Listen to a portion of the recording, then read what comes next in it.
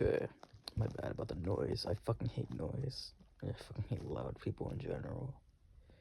I guess it's because I've always been a quiet person, but that's what everyone says. But anyway, from where I was at before, the anti-natalists, a lot of these anti-natalists, they're not true anti-natalists if they are only anti-natalists because the life is suffering.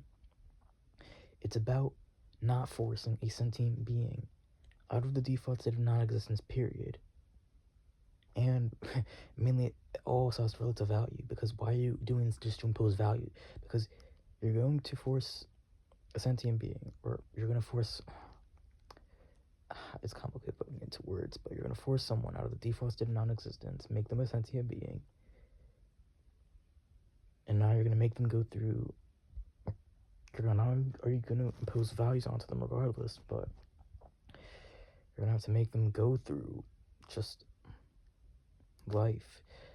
People can't interpret that as saying, well, what's wrong with that? And they can't decipher that. It just, I don't even know. I can't even put this into words anymore. But I'm trying to relate with my view of antinatalism. It's more of an anti-value, anti-life form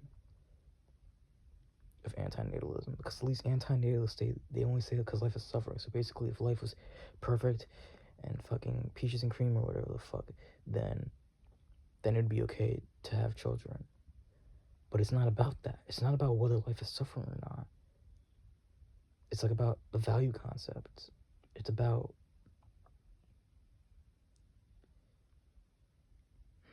because that there is no value,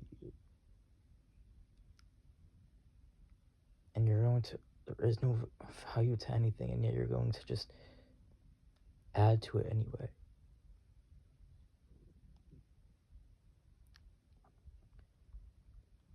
I know I probably sound incoherent right now, but I just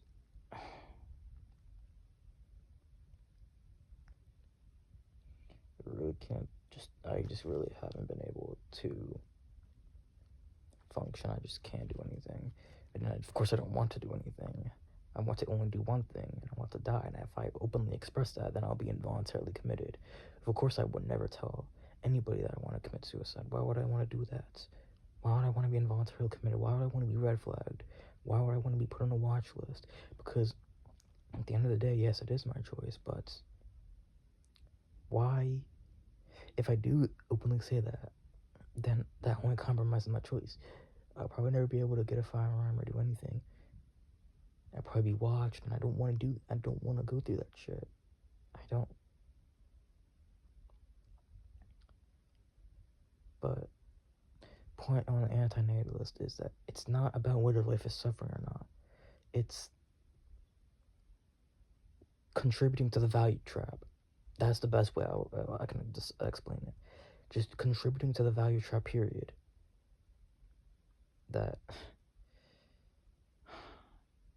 and when I say value trap, I mean it's trap, because value doesn't exist. It's really a delusion, but you're perpetuating yourselves by making yourself think that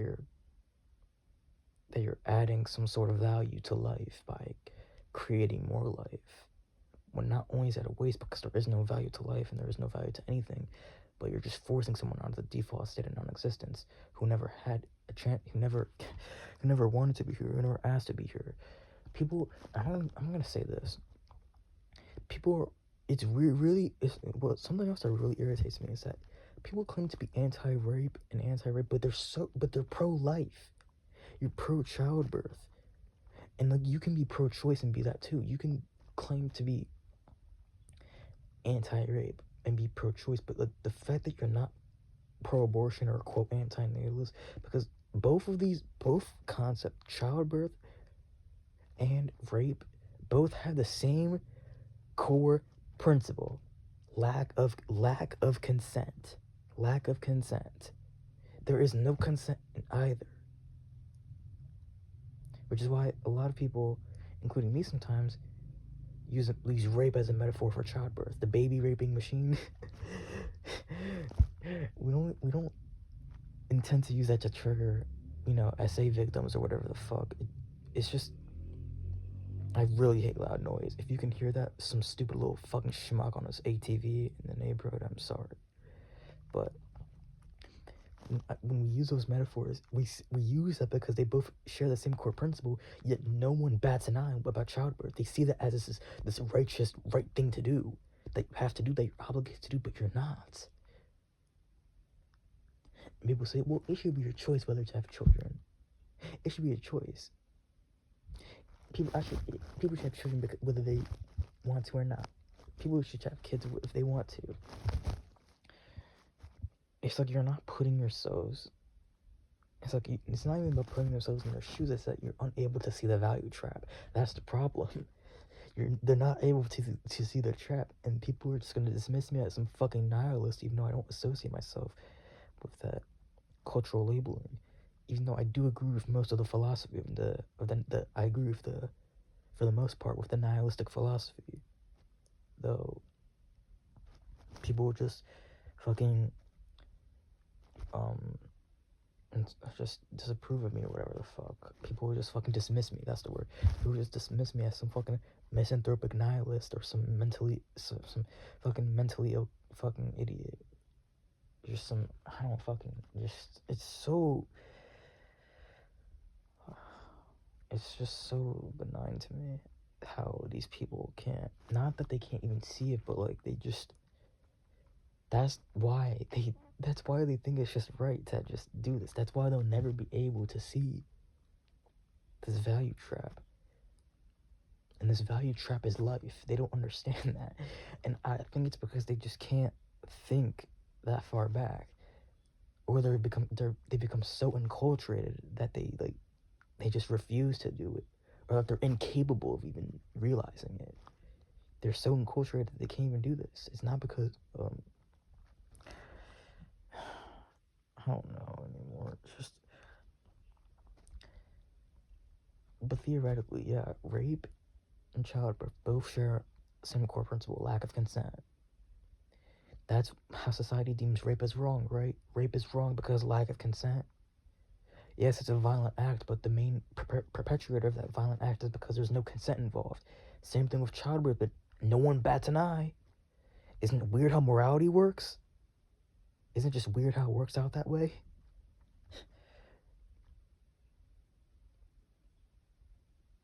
Jeez, that's how you know that the purpose of morality is just to perpetuate and to impose cultural values, because the society deems childbirth as a righteous thing to do, but rape as a terrible thing to do. They're essentially both the same thing. And I'm about to go back again to rights. Rights is such bullshit. Rights, you're not obligated to shit. You weren't even obligated to life in the first place. We weren't obligated to exist. We just happened to exist. Evolution just happened to happen. There is no say in any of this. There is no transcendent truth that life is a good thing. There is no transcendent truth to anything at all.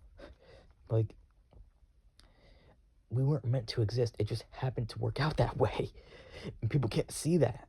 And people say, well, that's why life is beautiful. And that's why life should be valued. And that we should live and we can still propose cultural values. But no. They can't see that death would be in your best interest then.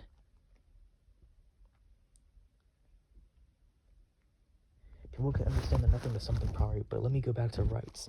Rights is such bullshit. Rights. We should have the right to free healthcare because life is so valuable. We should live forever. Dying at age 65 of cancer, what a tragedy. This is unacceptable.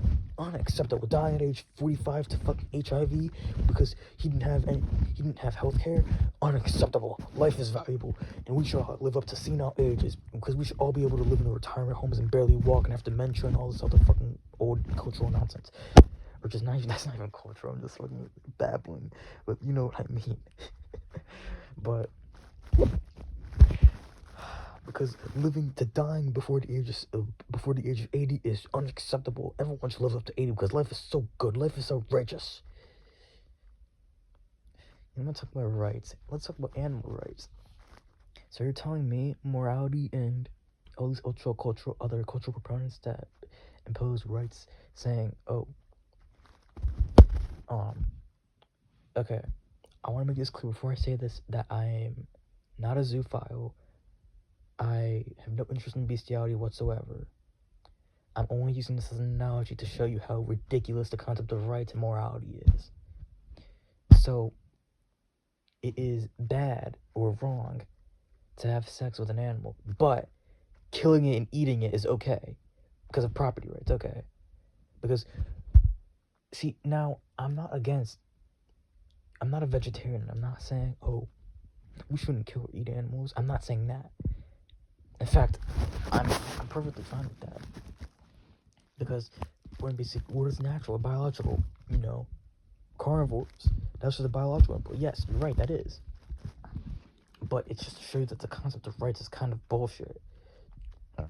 So right, killing another human is wrong, but killing another animal is wrong, is fine to eat. It's perfectly fine. Perfectly fine. You're telling me that, really? Where does it make sense? Make it make sense. Life is so valuable, but killing the other animals are fine, just to eat them. Like they can't even stick to one objective. It's just total. That's how incoherent morality is. But again, I'm gonna preface this. I'm not a vegetarian. I'm fine with eating animals. I'm also fine with, and no, I'm not a cannibal, but humans eating other humans, I'm also thinking, what the fuck is wrong with that too?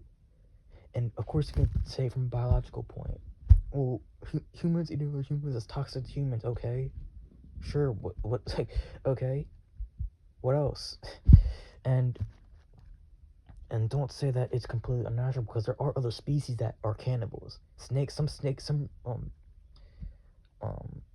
breeds of snakes, or prototype of snakes would be a better word. But some snakes are cannibals. Some snakes eat each other. There are species that are cannibals that eat each other. Humans have ate each other in the past. And no, this isn't some fucking Jeffrey Dahmer type shit. No, this is just just purely barbaric actions. But no, that is also very wrong. So we can eat the other animals, but humans eating other humans, that's no. No. You can't do that. You can't do that. Eating other human, what the fuck's wrong with you? What the fuck's wrong with you? I'm only saying all these quote of what morality would deem as outlandish to show you how ridiculous the concept is, and how ridiculous culture is, and cultural values, and just how it was made to perpetuate and just trap people into living this sentient, robotic, quote, civilized society. Just how to make it work out that way. That's how these social constructs were made for. That's why they were made to do this. To keep, quote, civilization intact. That's essentially why all these concepts exist. But when you really look at them, none of them make any logical sense. And it doesn't even have to be logical. It doesn't take that much thinking to realize this. That's why I really don't give two shits about humans. And of course I hate humans, for many other reasons. But that's why I'm it really doesn't take that much not even critical, just thinking in general to realize this. It doesn't.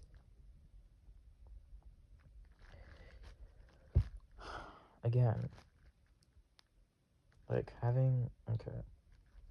it's just really weird how it works out that way. We can eat other animals, but eating other humans is where he draws a line. You can kill and eat an animal, but having sex with an animal is where it draws the line. And again, I'm not a proponent of bestiality. I'm not into any of that. I'm not a zoophile or whatever you want to call it. So I'm just using that purely as an analogy. And people would say, well, but that's because they can't consent to that. Well, they didn't consent to you killing them and eating them, did they? So why are we doing that? Because it's based on not just survivalist mentality, but property rights. Yes. Pets are property rights.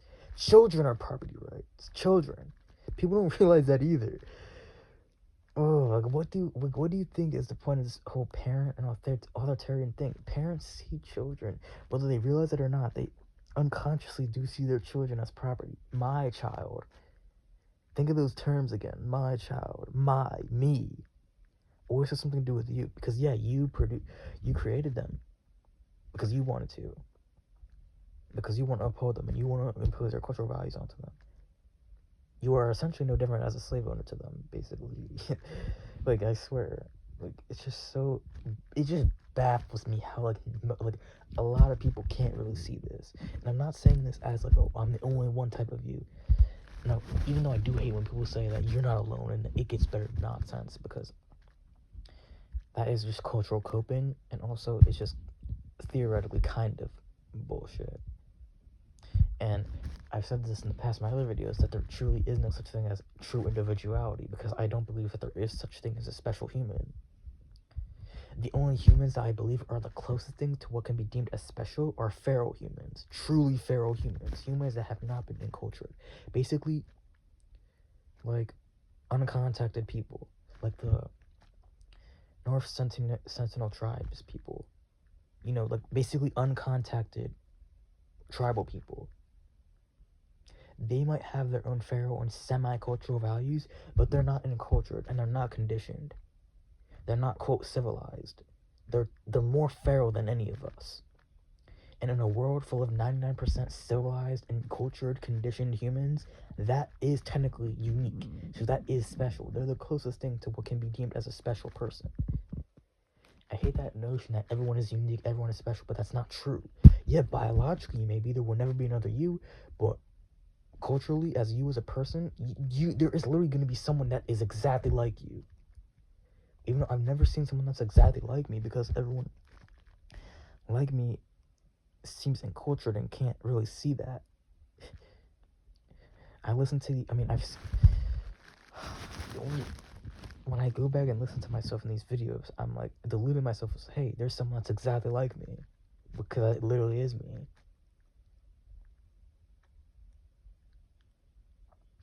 But I know deep down that there definitely is someone that has probably existed, that probably is close to someone like exactly like me. And I know that person. This person has been dead for like years, and when I say no, I've never met this person, but like on like, forget it, but I know there's someone that's probably close to someone being exactly like me. But that's my point. There is no uniqueness. There is no uniqueness. There is no specialty. There is no individualism.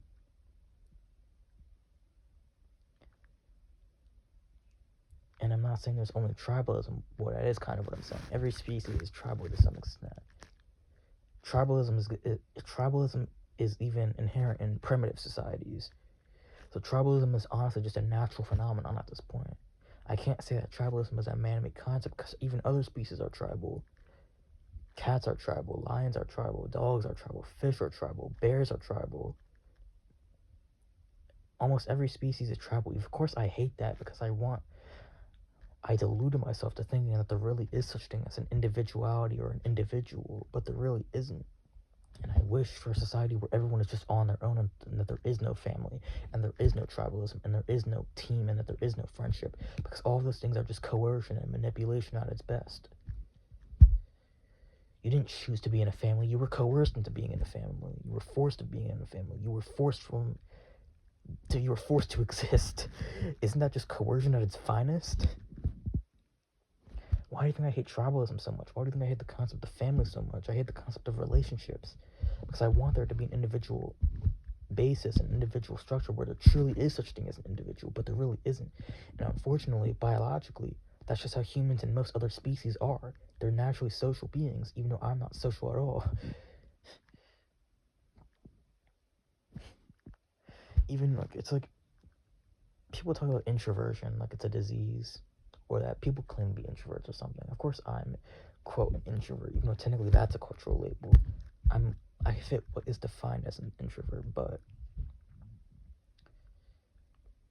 even that, there technically, people say, well, there is a biological need for social communication. You know, I'd prefer to be in solitary confinement. It's just funny to me how this just all happens to be like this. It's so weird. And even weird is a cultural term. Weird. What is weird? What is normal? There is no such thing as weird or normal. It just happens to be this way. Life just happens to be this way. And I can't do anything about it until I kill myself. And that probably is how I'm going to die. Realistically, I probably am going to commit suicide. Is it because I want to? Yeah, I do, obviously. Otherwise, I probably wouldn't do it. But I actually want to do it. And it's not because I'm saying, well, I have no other choice, even though that kind of is what I'm saying. It's because I really just want to escape this value trap. And people are saying, well, you can live on, but like, it's just stupid. Why should I live for someone else?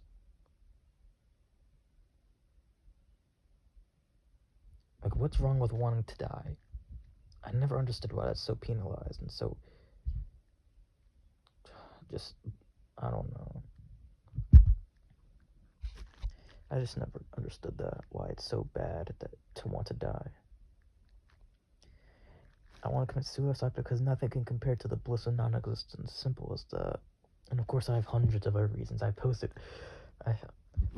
Back like 5 months ago, I posted on Reddit a list of like 100 reasons to commit suicide. And it kind of went semi-viral. I got like 600 upvotes. Had like a total of like 50,000 views. Or people feel like 50,000 people saw that on Reddit. I posted on like a suicide watch subreddit. It's kind of funny. I posted 100 reasons to commit suicide on a suicide watch Reddit subreddit. I think I got like taken down after like a week or something, but it kind of went viral and had like 100 comments and all that. But yeah, I guess that's it for now. This video is really long.